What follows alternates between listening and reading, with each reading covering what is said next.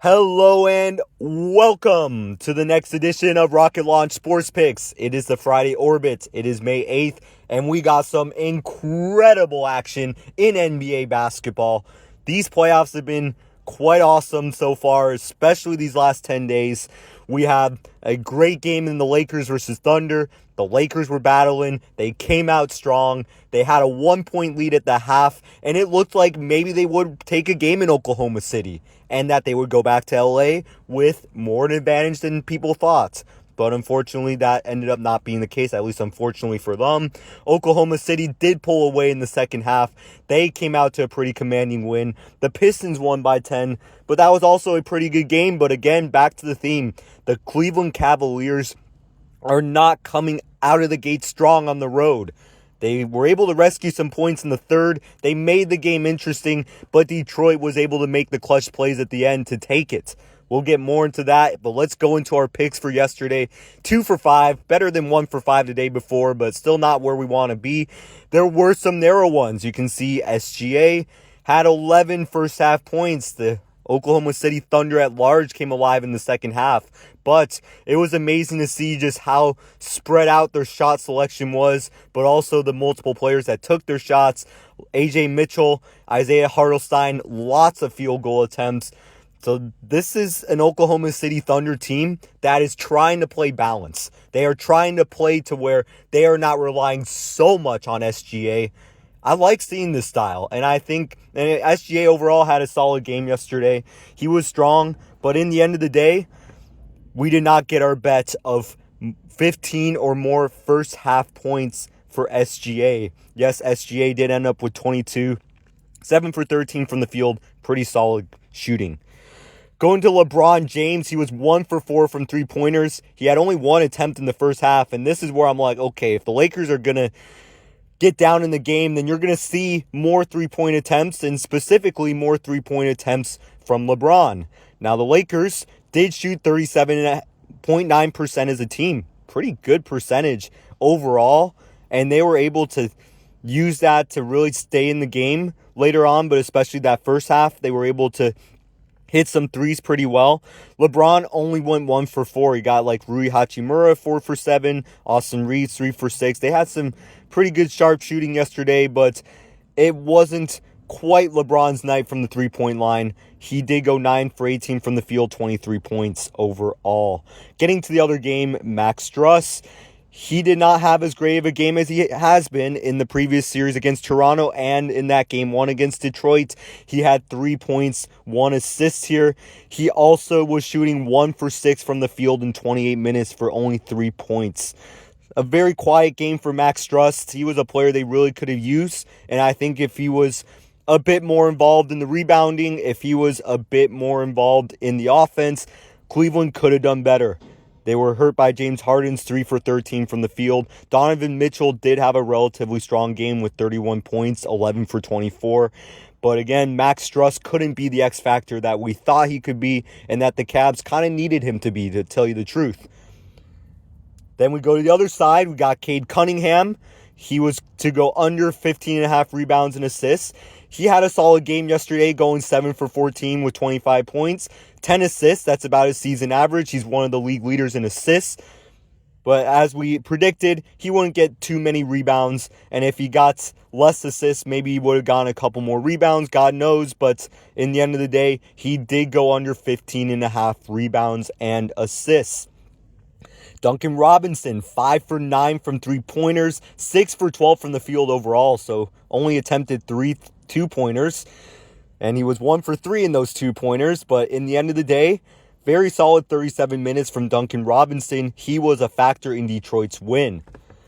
And on to the picks for today. We got back to the matchups we had it the previous day. On Wednesday, we had the Timberwolves and the Spurs, and we got the Knicks and the Philadelphia 76ers.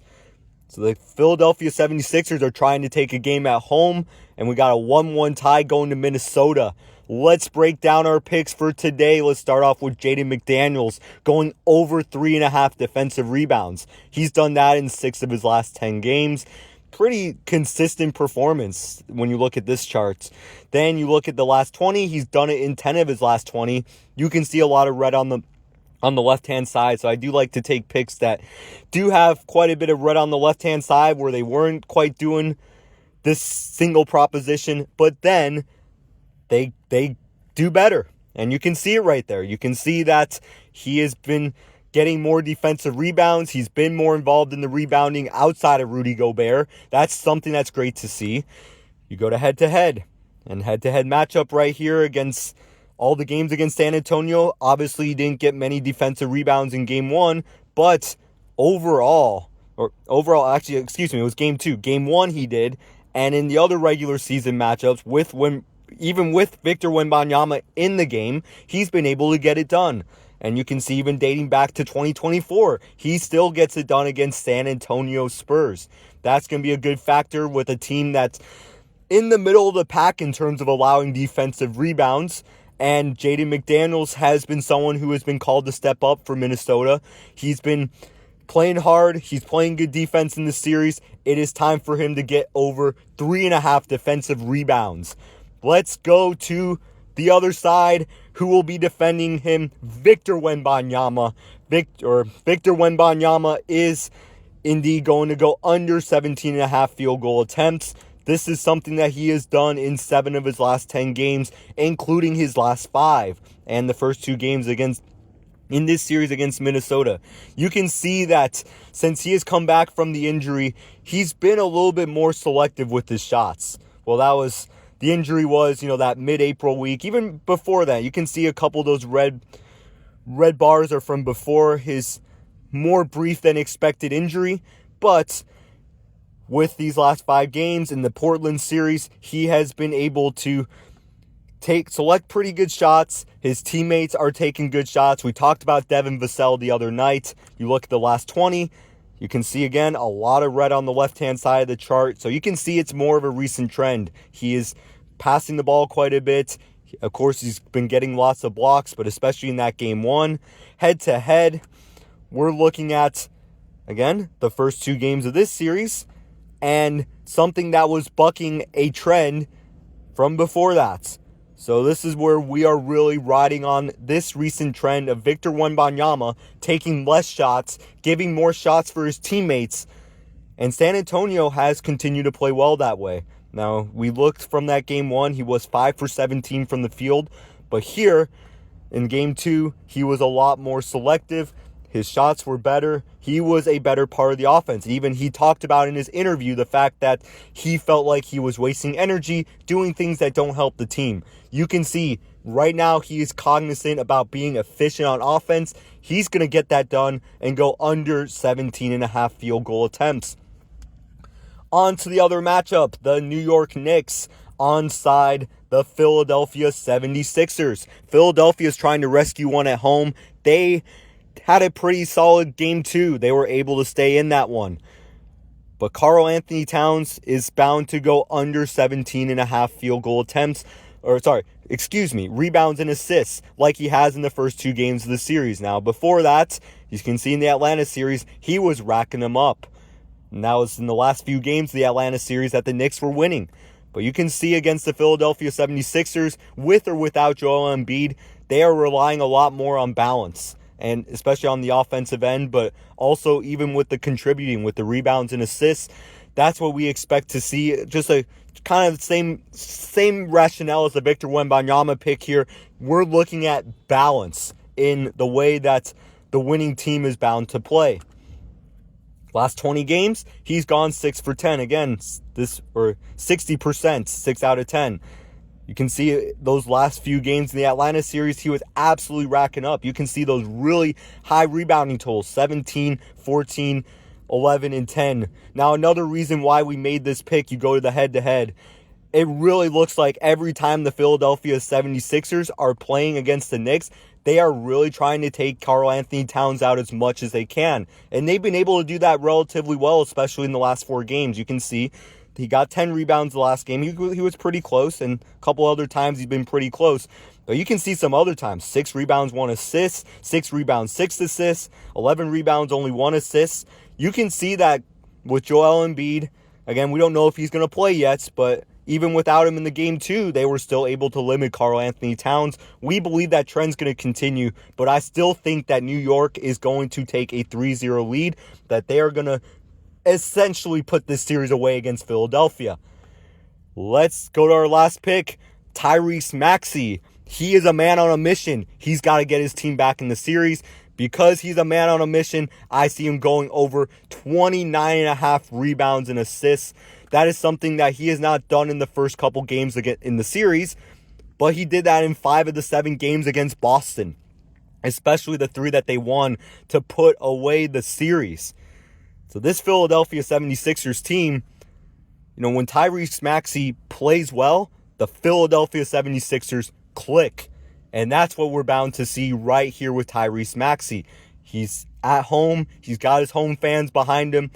In his last 20 games, he has done that in 55% of them. Now, you can see there's a couple streaks there.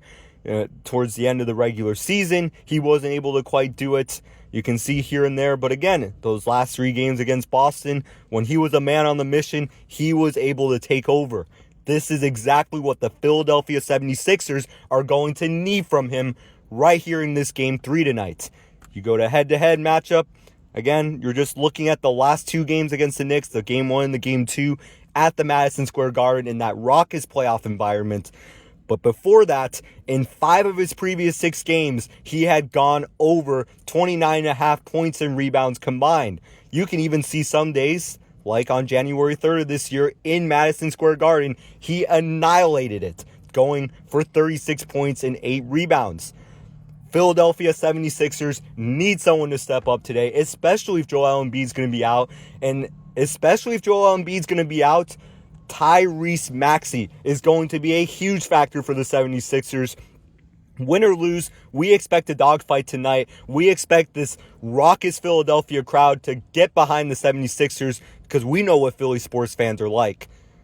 Tyrese Maxey is going to be the man behind the mission. Let's wait till we see it tonight. That is it for our sports picks today. We are excited to see these games, some pivotal Game 3s. If you have not already, do not forget to go to Betr. Code ROCKETUPSB for your 2 no-sweat tokens that can be worth up to $200 in Betr money. And make sure to submit your free pick for today. Again, that is ROCKETUPSB, our code for Betr, if you have not done so yet. We are excited for the games. Let's get it.